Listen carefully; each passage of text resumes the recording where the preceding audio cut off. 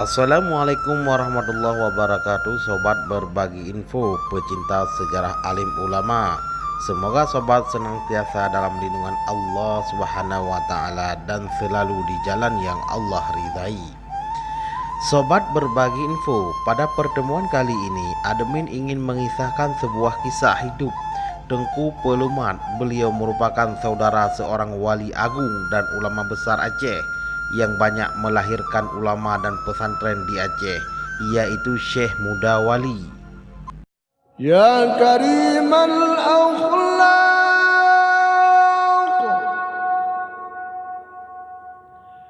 ya Rasulullah,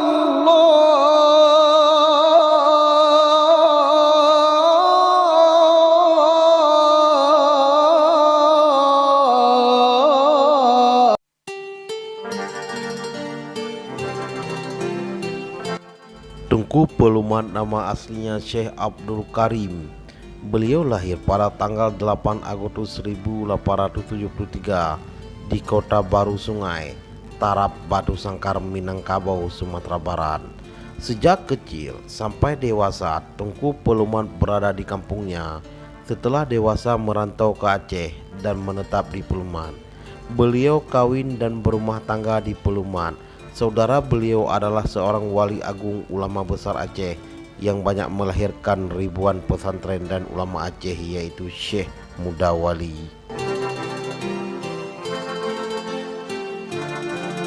Tengku Pelumat ahli syariat, tarikat dan hakikat. Beliau seorang waliullah. Ia hidup dengan ajaran sufi, yaitu kaum yang hidup wara dan qanaah, yang tidak cinta akan dunia. Karena kesucian dan kebeningan jiwa Tengku Pelumat, beliau menjadi aulia Allah.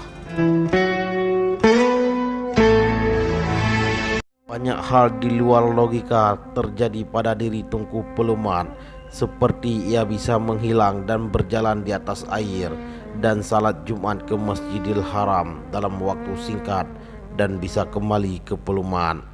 Sebagaimana diceritakan yang sudah populer di masyarakat Aceh Selatan, bahwa pada suatu hari Tengku Pelumat pergi membeli ikan. Pulang perjalanan tiba-tiba ia ditegur seorang anak yatim.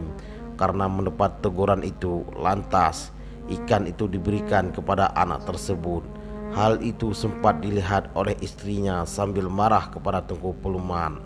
Tapi dengan tenang Tengku Pelumat mengatakan bahwa ganti ikan itu sudah ada tergantung di dekat tunggu dapur, yaitu seekor ikan laut sebesar betis yang masih segar dan masih hidup. Tengku Pelumat pernah membawa pulang anaknya yang berada di Padang dalam waktu singkat. Kisahnya ketika Tengku Pelumat melihat istrinya sedang sedih dan menangis karena rindu dengan anaknya yang lagi merantau ke Padang. Lalu Tengku Pelumat berkata, "Jangan sedih," dan beliau langsung masuk ke kamarnya. Tidak berapa lama beliau masuk ke kamarnya, tiba-tiba ada yang mengetok pintu. Tengku Pelumat berkata pada istrinya, "Bukalah pintunya." Ketika dibuka, ternyata anaknya yang merantau ke Padang sudah ada di depan rumah. Dikabarkan bahwa beliau langsung menjemput anaknya di Padang dan membawa pulang ke Aceh Selatan dalam sekejap mata memandang.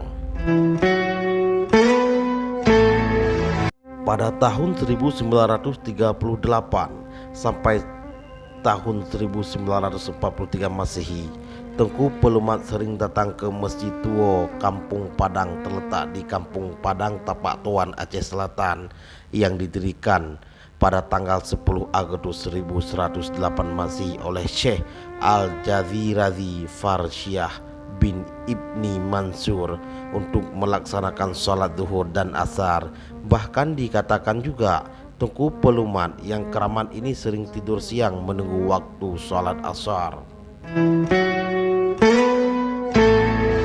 Pada suatu saat Tengku Pelumat sedang tidur, beberapa murid sedang belajar mengaji bertanya kepada Tengku Pelumat, "Kenapa anduang tidur bergelung dan menekukkan lutut seperti orang kedinginan?" Lantas orang suci dan keramat ini menjawab, "Jika kedua kaki ini aku ulurkan, kena tepi langit. Kemudian pada hari yang lain saat sholat asar, tiba-tiba Tengku Pelumat, saudara dari Syekh muda wali ini, tiba di depan perkarangan Masjid Tua dalam keadaan basah kehujanan. Salah seorang jamaah bertanya kepadanya, "Bagaimana tuanku sholat basah seperti ini?" Lantas aulia Allah ini membuka bajunya lalu dikibaskannya beberapa kali sehingga semua pakaian yang lagi basah di tubuhnya itu kering seperti baru diangkat dari jemuran.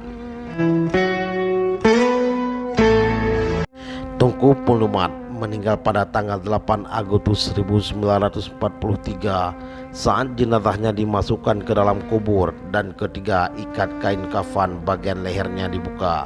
Jasad Tengku Pelumat raib. Dikabarkan jenazah orang suci aulia Allah diangkat dan diusung para malaikat ke alam malakut. Makam Tengku Pelumat sampai sekarang masih ramai diziarahi oleh orang-orang Aceh.